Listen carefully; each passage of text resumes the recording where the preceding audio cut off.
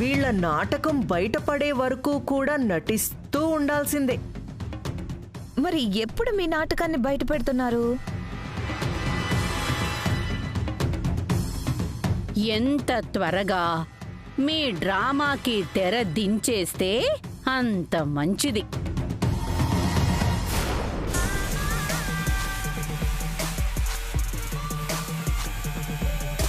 ఎందుకు చెప్తున్నావంటే నువ్వు గనక రేపు నిశ్చితార్థంలో మీ బూటకపు ప్రేమ గురించి బయట పెట్టకపోతే మీ అక్క విష్ణు ఉంది కదా, అదింక శాశ్వతంగా మీ పుట్టింట్లోనే ఉంటుంది.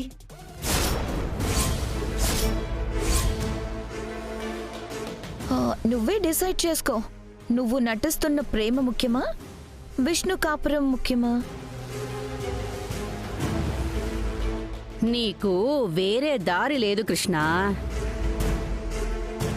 నీకు విష్ణు జీవితమే ముఖ్యం. లేకపోతే నీ వల్ల అమాయకురాలైన విష్ణు బలైపోతుంది. రేపు నిశ్చితార్థంలో నీ ప్రేమ నాటకం అందరి ముందు చెప్పేస్తే నేనే విష్ణుని క్షమించి మీ ఇంటి నుంచి నేనే దగ్గరుండి నా కోడల్ని తీసుకెళ్తాను. ఒకవేళ కాదు కూడదు అంటే ఏం జరుగుద్దో కూడా నీకు తెలుసు. నా ఇంటి వారసుణ్ణి చంపారు మీరు. నా కూతురికి అన్యాయం చేశారు.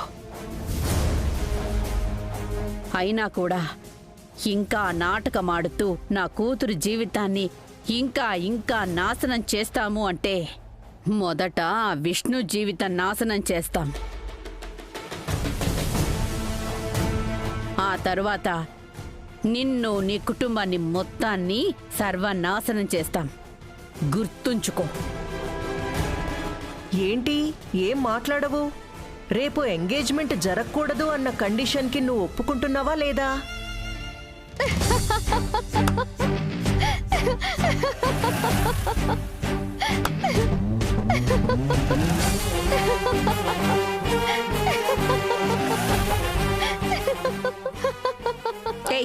ఏంటి నవ్వుతున్నావు? నవ్వవే, నవ్వు. నువ్వు ఇలాగే నవ్వు. నీ వాళ్లే నవ్వుల పాలవుతారు. అంత ఛాన్స్ మీకు ఇస్తానా? నిజం చెప్పి ఎంగేజ్మెంట్ ఆపవా? అస్సలు ఆపను. విష్ణు కాపురం నీ వల్లనే కూలిపోతుంది. నేనుండగా అలా జరగనివ్వను. నేనుండగా విష్ణుని గడప దాటి లోపలికి రానివ్వను. తారగారు, మీరు గతం మర్చిపోయినట్టున్నారు. మీరు మా అక్కకి శ్రీకాంత్కి పెళ్లి చేయలేను అన్నారు. దగ్గరుండి మీరంతా చూస్తుండగా పెళ్లి చేశానా లేదా?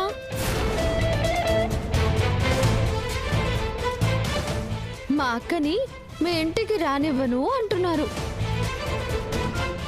నేను దగ్గరుండి మా అక్కని మీ చేతే మీ ఇంటికి ఆహ్వానించేలా చేస్తాను.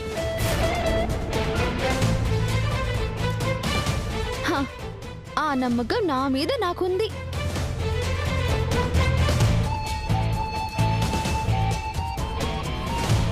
అప్పటి పరిస్థితులు వేరు, ఇప్పటి పరిస్థితులు వేరు. ఏ సిచ్యువేషన్ అయినా నాకు అనుకూలంగా మారాల్సిందే. చివరికి గెలిచేది నేనే. నువ్వు చెప్తుంది కాన్ఫిడెంట్ గా చెప్తున్నట్లేదు. ఓవర్ కాన్ఫిడెన్స్ తో ఓవర్ చేస్తున్నట్టుంది. సరే, మీరే చూస్తూ ఉండండి. రేపు రాధా గారితో నా ఎంగేజ్మెంట్ ఆగదు. నువ్వు డబుల్ గేమ్ ఆడుతున్నావు. దానివల్ల మీ వాళ్ళు చాలా నష్టపోతారు. నా గేమ్ ఇంకా స్టార్ట్ చేయలేదు. నేను గేమ్ స్టార్ట్ చేస్తే మీరు తట్టుకోలేరు. మాటలకేం గాని చేతల్లో చూపించటమే చాలా కష్టం.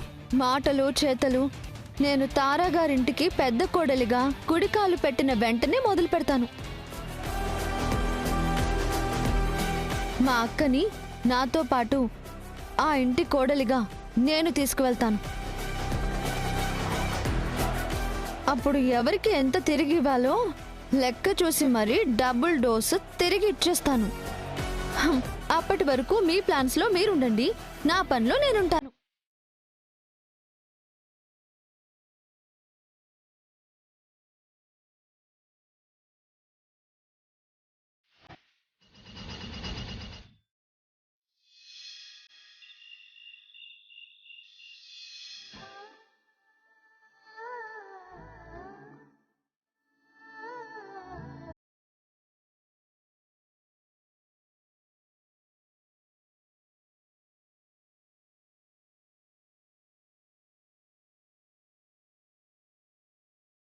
కృష్ణ, నీ వల్లనే ఆయన ఆశీర్వాదం తీసుకుని అక్షింతలు వేయించుకున్నాను. చాలా థ్యాంక్స్ కృష్ణ. ఏంటక్క పరాయి వాళ్ళకి చెప్పినట్టు నాకు థ్యాంక్స్ చెప్తున్నావు? అదేం లేదే, నువ్వే లేకపోతే ఈరోజు అత్తయ్య గారు ఆయన చేత అక్షింతలు వేయనిచ్చేవారే కాదు. అక్క, ఇంతటితో అయిపోలేదు. నిన్ను శ్రీకాంత్ని ఎలాగైనా కలుపుతాను. నిన్ను మీ అత్తగారింటికి నేను దగ్గరుండి తీసుకువెళ్తాను. ఆ పని చేయి కృష్ణ, నీ రుణం ఎలాగైనా తీర్చుకుంటానే. అదిగో మళ్ళీ రుణం అంటున్నావు. నిన్ను మీ అత్తగారింటికి పంపించడం నా బాధ్యత అక్క. నువ్వు సంతోషంగా ఉండటమే నాకు కావాలి.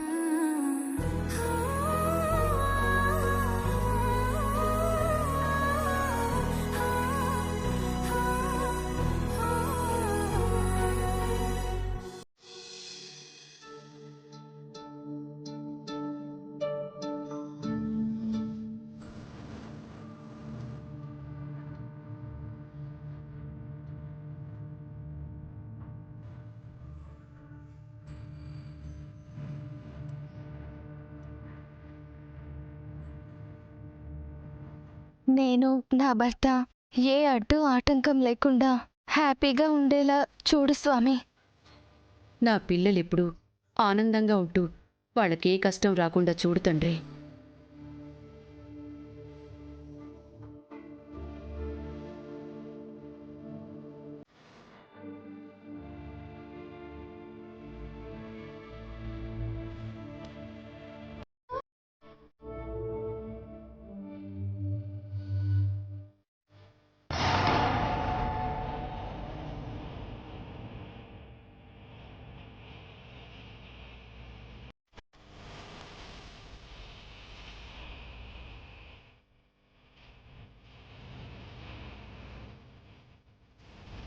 ఈ కృష్ణ అక్క కోసం ఏదైనా చేస్తుంది అనుకుంటే ఇలా ట్విస్ట్ ఇచ్చిందేంటి?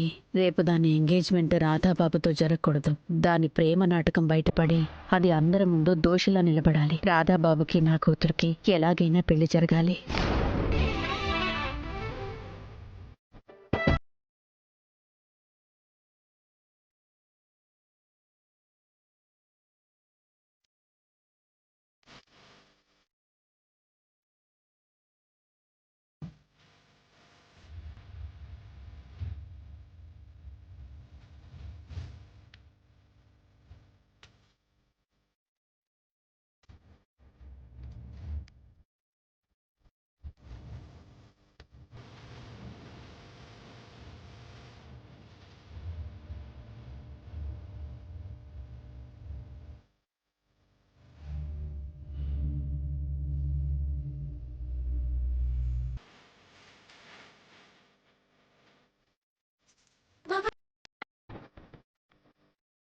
ఎలాగైనా నీ కాపురాన్ని నిలబెడతానక్క.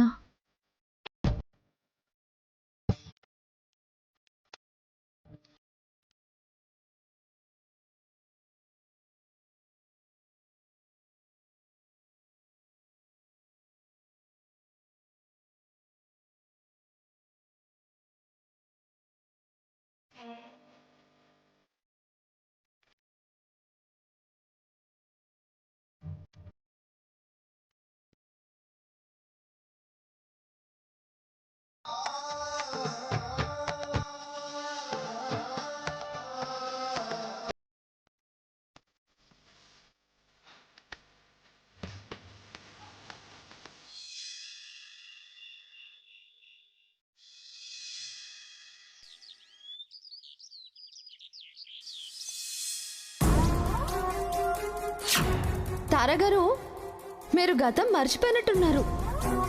మీరు మా అక్కకి శ్రీకాంత్కి పెళ్లి చేయలేను అన్నారు. దగ్గరుండి మీరంతా చూస్తుండగా పెళ్లి చేశానా లేదా? నేను దగ్గరుండి మా అక్కని మీ చేతే మీ ఇంటికి ఆహ్వానించేలా చేస్తాను. ఆ నమ్మకం నా మీద నాకుంది. మీరే చూస్తూ ఉండండి. రేపు రాధా గారితో నా ఎంగేజ్మెంట్ ఆగదు.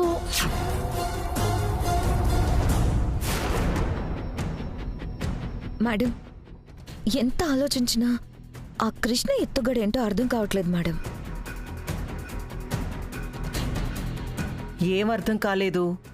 గుళ్ళో వెంటనే నిశ్చితార్థం చేసేయాలని పూజారి చెప్పినప్పుడైనా ఆ కృష్ణ తన ప్రేమ నాటకాన్ని అందరి ముందు చెప్పేస్తుందనుకున్నాం. కానీ తనలా చెప్పలేదు. పోనీ రాధాగారు కృష్ణకి అంత సీరియస్గా నిశ్చితార్థం గురించి వార్నింగ్ ఇచ్చి ఎంగేజ్మెంట్ జరగకూడదు అని చెప్పినప్పుడు కృష్ణ తల ఊపి మరీ ఒప్పుకుంది. మళ్ళీ మీరు నిలదీసేసరికి నేనెలాగైనా రాధాగారితో ఎంగేజ్మెంట్ చేసుకుంటాను అని మీతో చెప్పింది. అసలు ఆ కృష్ణ ఏం చేయబోతుంది మేడం? మీకేమైనా తెలుసా? నీకున్న కన్ఫ్యూజన్స్, నీకున్న క్వశ్చన్సే ఆ కృష్ణ విషయంలో నాకు చాలానే ఉన్నాయి శిఖరా. కానీ మేడం, నాకు చిన్న గెస్ ఉంది. ఏంటది? ఆ కృష్ణ ఎలాగో రాధాగారిని ప్రేమిస్తుంది కదా, ఎలాగోలా రాధాగారిని పెళ్లి చేసుకొని ఈ ఇంటి పెద్ద కోడలై మీ మీద పెత్తనం చెలాయించాలని ప్లాన్ ఏమైనా చేస్తుందేమో. అలా ఎన్నటికీ జరగదు. ఎందుకంటే ఈ నిశ్చితార్థం జరిగితే విష్ణుకి సంసార జీవితం ఉండదు అని ఆ కృష్ణకి తెలుసు. సరే మేడం, మీరనుకున్నట్టే ఆ కృష్ణ విష్ణు జీవితం ఏమైపోతుందో అని నిశ్చితార్థం ఆపేస్తే పర్లేదు, మనం అనుకున్నవి జరుగుతాయి. కానీ విష్ణు విషయంలో మిమ్మల్ని ఆ కృష్ణ ఆపగలదు అనే కాన్ఫిడెన్స్ తనకొస్తే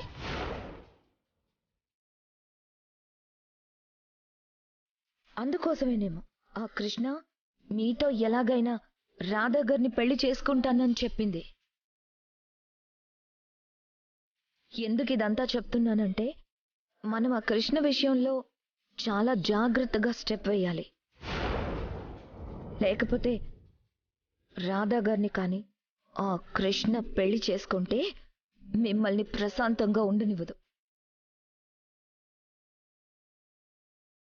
శిఖరా, ఈ ఎంగేజ్మెంట్ ఆపడానికి నా దగ్గర ఒక సాలిడ్ ఐడియా ఉంది. ఏంటి మేడం ఆ ఐడియా?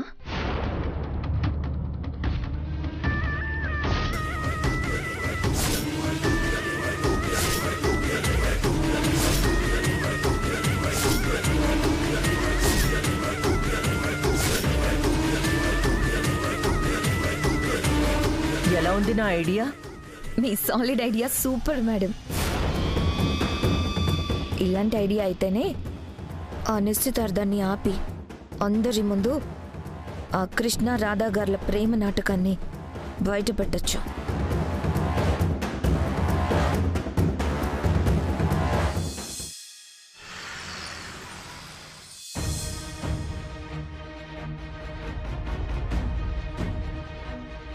ఏంటి రమ్మన్నారు?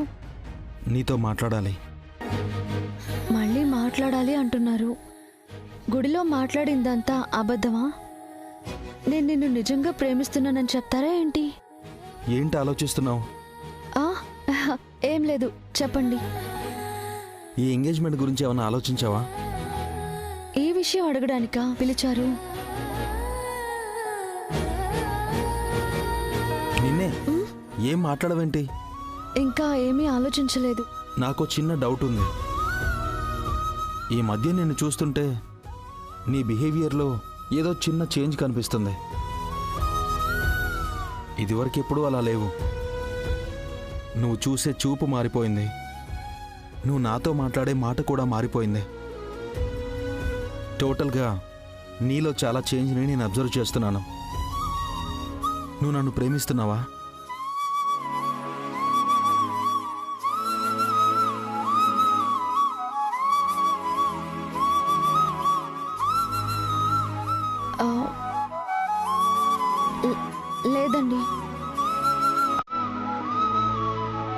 నాకు తెలుసు కృష్ణ, నువ్వు నన్ను అస్సలు ప్రేమించవని. ఎందుకంటే పెళ్ళంటేనే నాకు గిట్టదు. ఈ ప్రేమల మీదే మంచి అభిప్రాయం కూడా లేదు. అలాంటి నన్ను నువ్వు ఇష్టపడవని నాకు ముందే తెలుసు.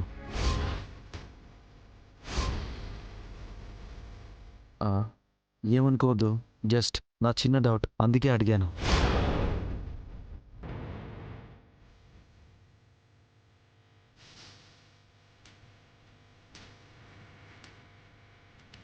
సరే, మనం ఎంగేజ్మెంట్ ఎలా ఆపగలమో ఆలోచిద్దాం. ఇంట్లో మనం ప్రేమించుకోవట్లేదని, మన ప్రేమంతా నాటకం అని తెలియకూడదు. కానీ ఎంగేజ్మెంట్ మాత్రం ఆగిపోవాలి. ఎలా? చాలా పెద్ద task.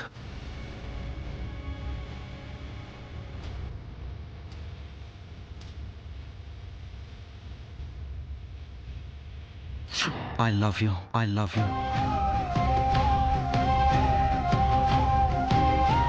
I love you Radha గారు, లవ్ యూ రాధా గారు. ఎప్పుడూ నీతో మాట్లాడుతూనే ఉండాలనిపిస్తుంది. బహుశా ఇదే నిజమైన ప్రేమేమో. Krishna, really really I love you so so so much. ప్రేమతో నీకు నేనిచ్చే మొదటి బహుమతి. ఈ చీరని అమ్మవారి దగ్గర పెట్టి పూజ చేయించి నువ్వు కట్టుకో.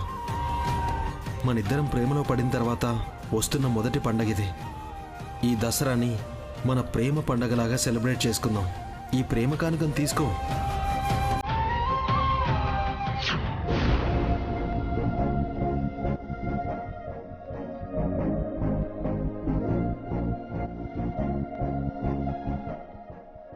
ఏమన్నా ఆలోచిస్తున్నావా? ఆ మూగ సైగలేంటి? ఇదివరకు లోడలోడమని ఏది పడితే అది మాట్లాడేదానివి, ఇప్పుడేంటి సైగలు? ఆలోచిస్తున్నానండి. ఇలా చెప్పొచ్చు కదా మరి. రేపు ఒక్క నిశ్చితార్థం దాటించేస్తే మరో నిశ్చితార్థం వరకు ముహూర్తమే లేదు. నిశ్చితార్థ ముహూర్తం లేకుండా పెళ్లి ముహూర్తం ఎవ్వరూ పెట్టరు. సో ఆ పూజారు అన్నట్టు మరో 18 నెలలు మన దగ్గర పెళ్లి టాపిక్కే తీసుకురారు. ఆ లోపు శిఖర పెళ్లి కూడా అయిపోతుంది. నేను సేఫ్, నువ్వు సేఫ్. మిమ్మల్ని మనస్ఫూర్తిగానే ప్రేమించాను అన్న విషయం మీతో చెప్పాలని ఉంది, కానీ చెప్పలేను. కృష్ణ, నాదొక ఐడియా. ఏంటి కృష్ణ మళ్ళీ నువ్వు? ఏమైంది? ఐడియా అనగానే నీ ఫేస్లో ఎగ్జైట్మెంటే కనిపించట్లేదు. నువ్వు ఇక్కడే ఉన్నా నీ బ్రెయిన్ ఎక్కడో ఉంది. ఎక్కడో కాదు రాధా గారు, మీ చుట్టే నా మనసు తిరుగుతూ ఉంది.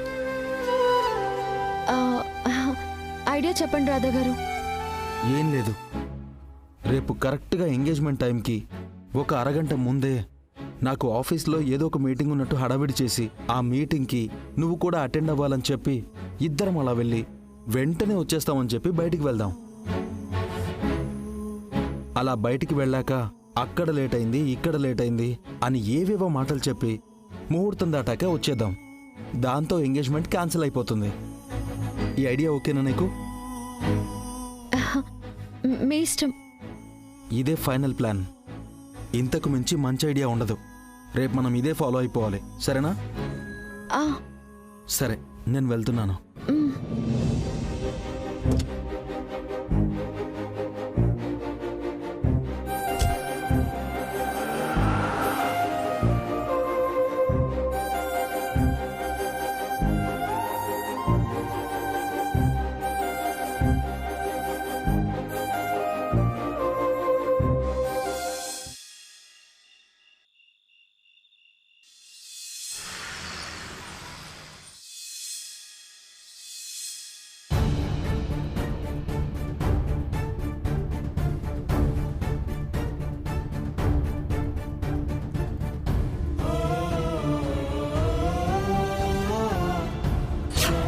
నువ్వు గనక రేపు నిశ్చితార్థంలో మీ బూటకపు ప్రేమ గురించి బయట పెట్టకపోతే మీ అక్క విష్ణు ఉంది కదా, అదింక శాశ్వతంగా మీ పుట్టింట్లోనే ఉంటుంది. నువ్వే డిసైడ్ చేసుకో. నువ్వు నటిస్తున్న ప్రేమ ముఖ్యమా, విష్ణు కాపురం ముఖ్యమా? రేపు నిశ్చితార్థంలో నీ ప్రేమ నాటకం అందరి ముందు చెప్పేస్తే నేనే విష్ణుని క్షమించి మీ ఇంటి నుంచి నేనే దగ్గరుండి నా కోడల్ని తీసుకెళ్తాను.